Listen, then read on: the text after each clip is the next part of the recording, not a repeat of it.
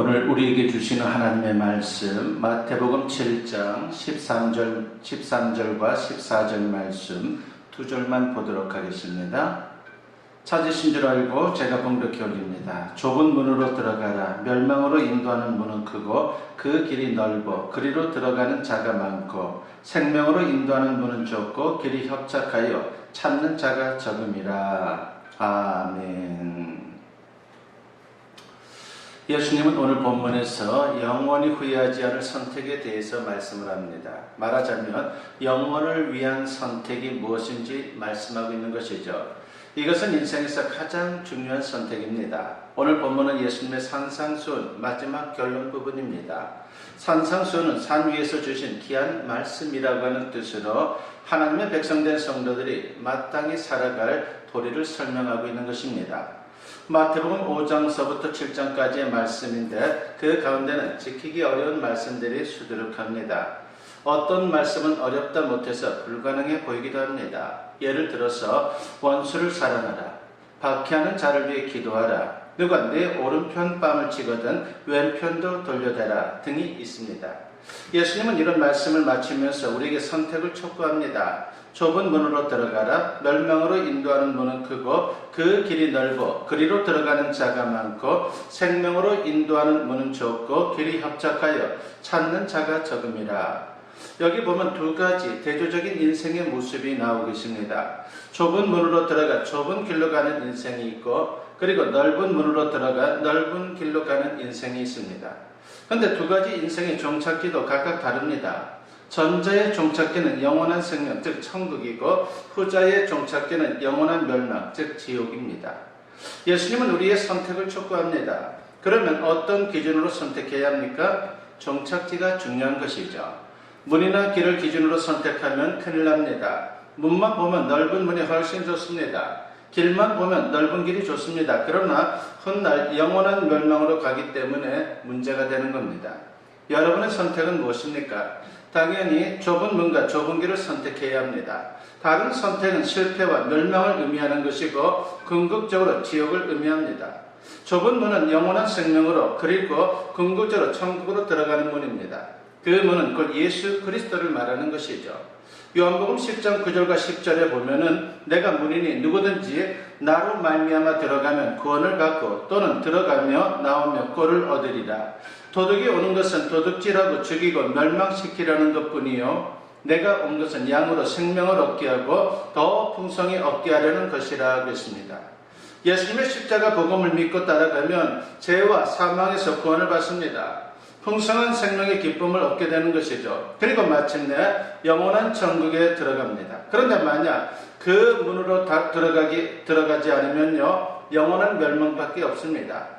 그런데 많은 사람들이 예수님을 믿는 게 어려워서 쉬운 쪽을 선택합니다.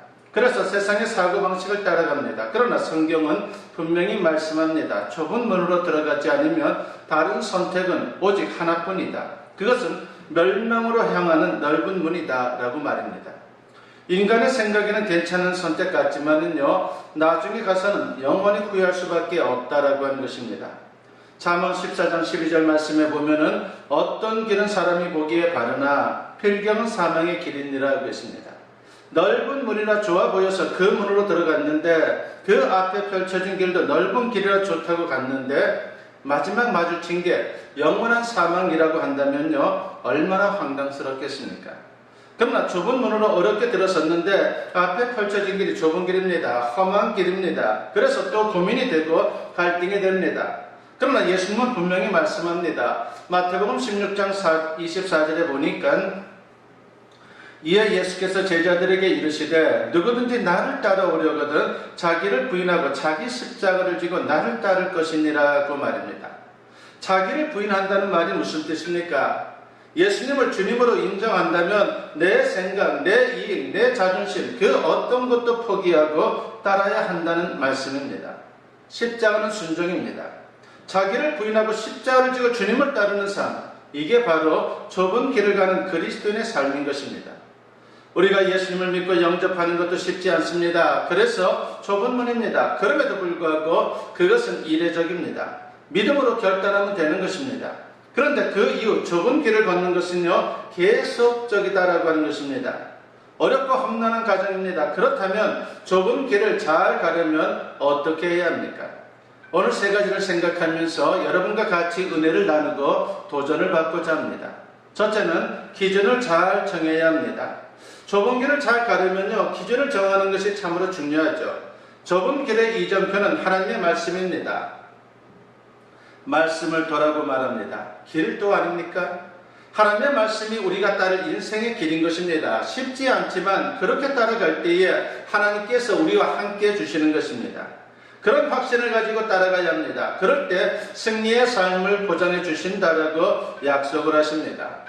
시편 1편부터 3절까지 있는 말씀 보면요, 복 있는 사람은 악인들의 꾀를 따르지 아니하며 죄인들의 길에 서지 아니하며 오만한 자들의 자리에 앉지 아니하고 오직 여호와의 율법을 즐거워하여 그의 율법을 지혜로 묵상하는도다.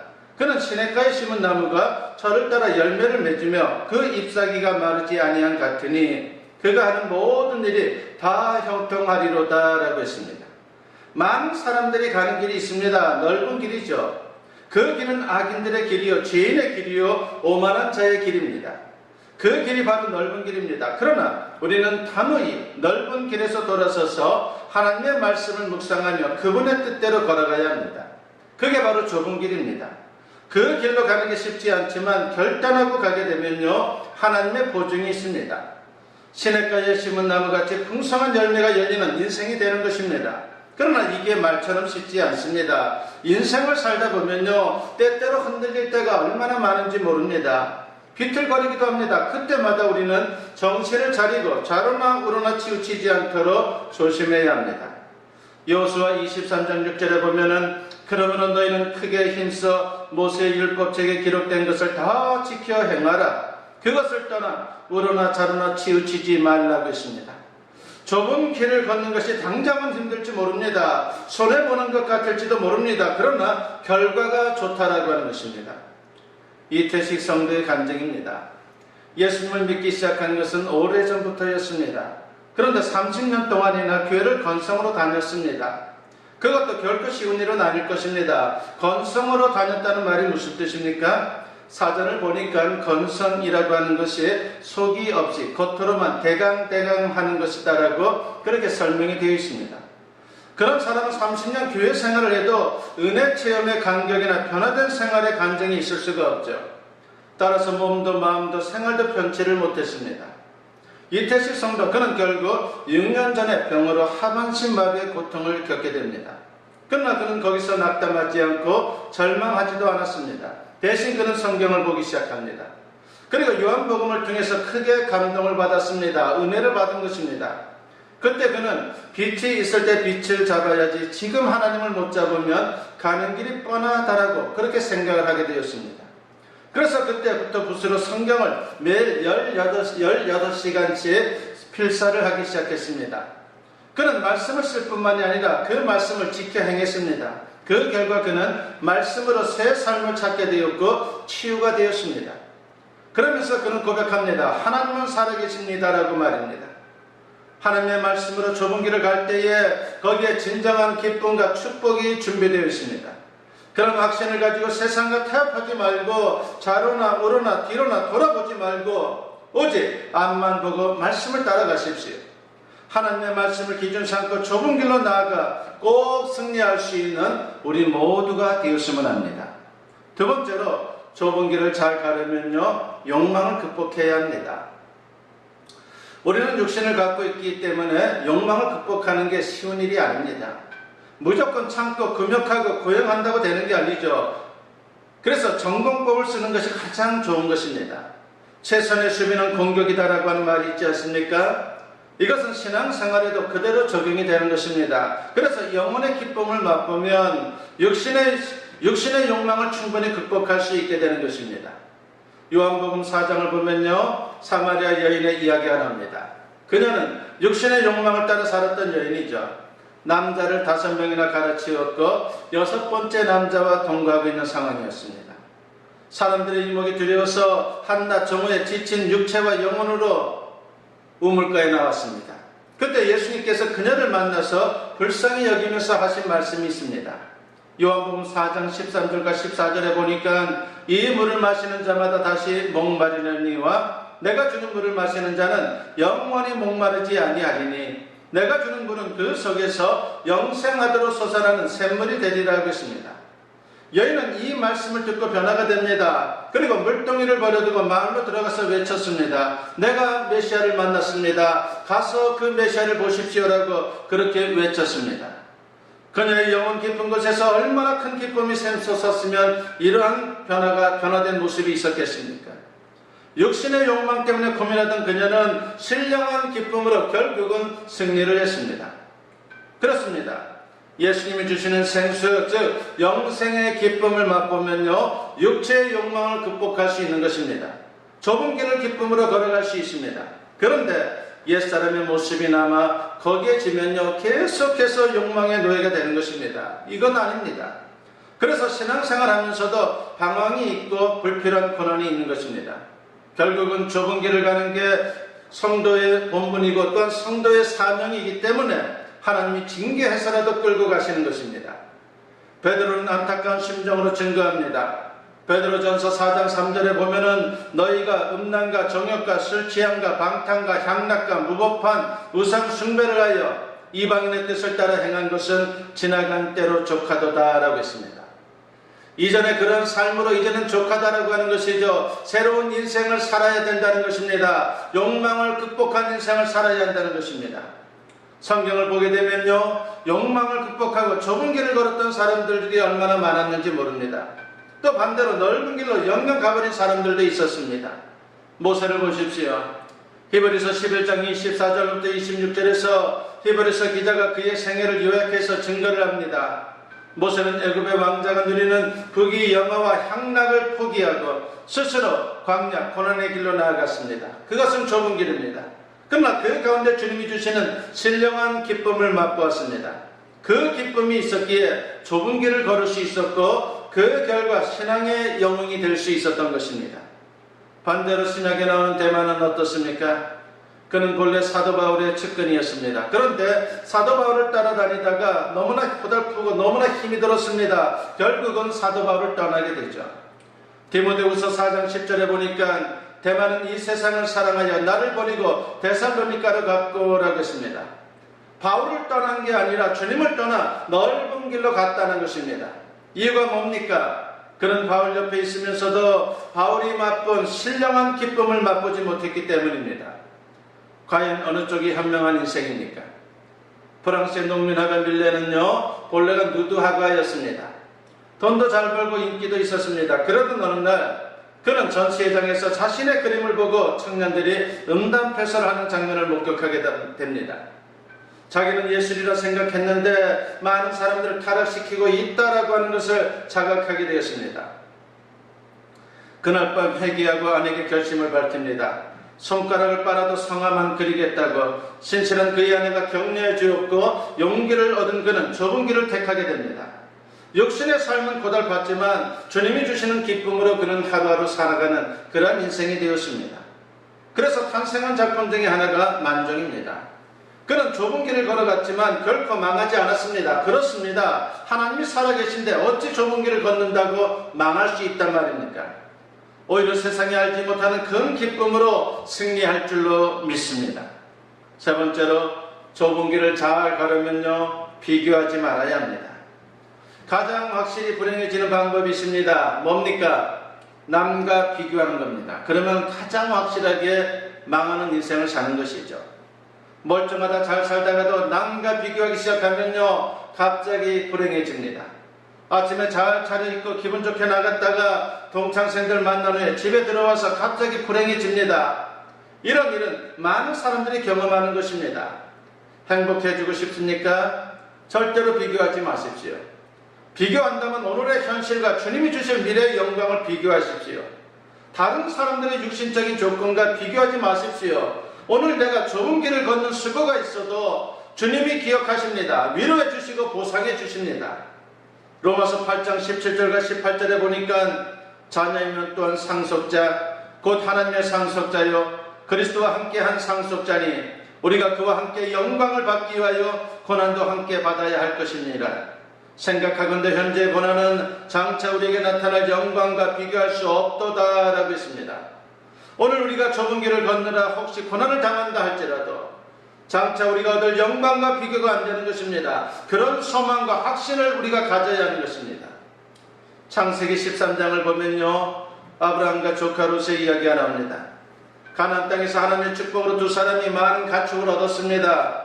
그런데 문제가 있었습니다. 목초지가 부족한 겁니다.